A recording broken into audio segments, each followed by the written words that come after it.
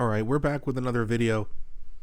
Pierre Poilievre posted another ad today, and it's his first ad since losing the election, but it's a good one because he absolutely exposes the last 3 horrific days for the Liberal Party.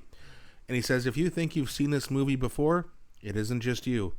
Speaking, of course, of Carney being just like Justin Trudeau. Let's have a look what he has to say, and then we'll talk about it after like usual.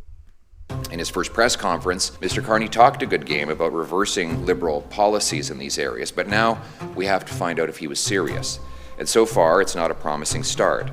The first disappointment is, unfortunately, his cabinet. He appointed Trudeau's old team and Trudeau's old advisors. Stephen Guilbeault, whose radical green agenda would shut down all future developments in our resource industry, is still the minister responsible for Quebec.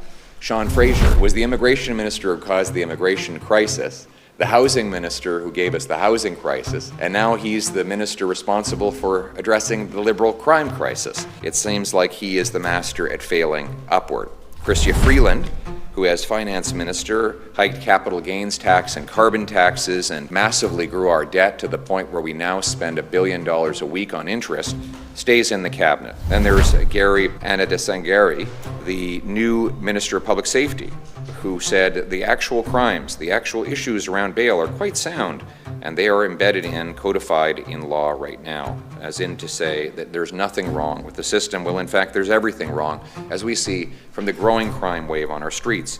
Then there's François-Philippe Champagne, Trudeau's Minister of Everything, who never really managed to do anything. He was the Minister of Industry, during which we had the worst economic growth of any country in the G7.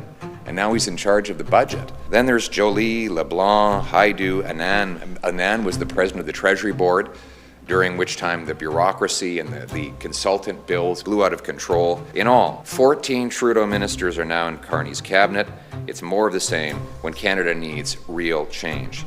Even the new additions are problematic. Gregor Robertson was the mayor of Vancouver, who pushed for total legalization of hard drugs, distribution of tax-funded opioids. During his time there was a 600% increase in overdoses. Now he's the housing minister. Well, what's his record on housing? Well, he increased housing taxes in Vancouver by 141%, and the result was that housing costs went up by 149%, more than doubling the costs and giving Vancouver, his city, the most expensive housing prices in all of North America. Now, Mr. Carney puts this gentleman in charge of housing. If this is the new blood that Mr. Carney is bringing into the cabinet, then sadly for Canadians, nothing is going to change, and the role of the Conservative Party will be more important than ever. Well, I agree with you on everything except the last part, Pierre. Things are going to change, except they're going to change for the worse. Now, here's what I like about Pierre Poilievre. Like, we all know he's a great speaker. You know, he can be very entertaining as well. But he really knows his stuff. You know, and when Mark Carney released his cabinet picks, I mean, to be fair, Pierre Poilievre already had a lot of things to say because he knew them well. But even the people who were different, you know, he went after them too. Like Gregor Robinson. And, yeah, he's correct. And he absolutely ripped Mark Carney for these picks, as he should have.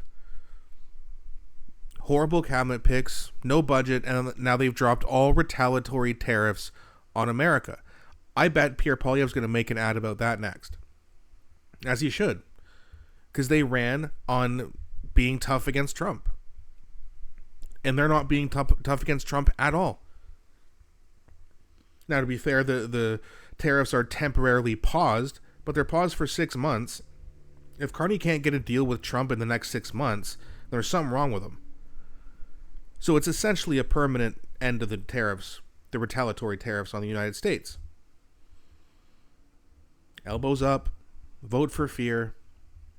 And that's what happens when you vote for the Liberal Party. That's what you get when you vote for the Liberal Party.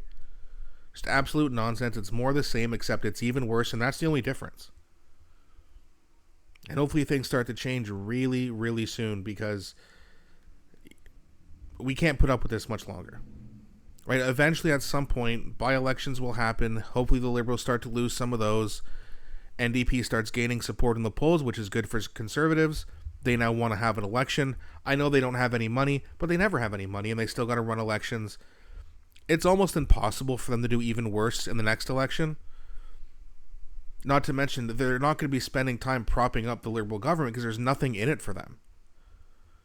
They need official party status back, and they need more support, or else their party's going to be looked at as a joke. Whereas when Jack Layton and Tom Mulcair were leaders, I mean, they had over 100 seats at one point. They were the official opposition, I believe, twice. One with Layton and one with Mulcair. Jagmeet Singh had the opportunity to be that if he just, wasn't all in it for his pension, and then even admitted, I just couldn't stomach the thought of Pierre Poilievre winning a majority, so I held Canadians hostage. Like, he screwed that party big time. But now they got a chance for a new leader, and we could be going back to the polls even sooner than I think. Who knows? But let me know what you guys think. I'm very curious to see your comments on this. Please also don't forget to like and subscribe, as it really does help grow the channel. Thanks so much for watching, and I'll be back shortly with a new video.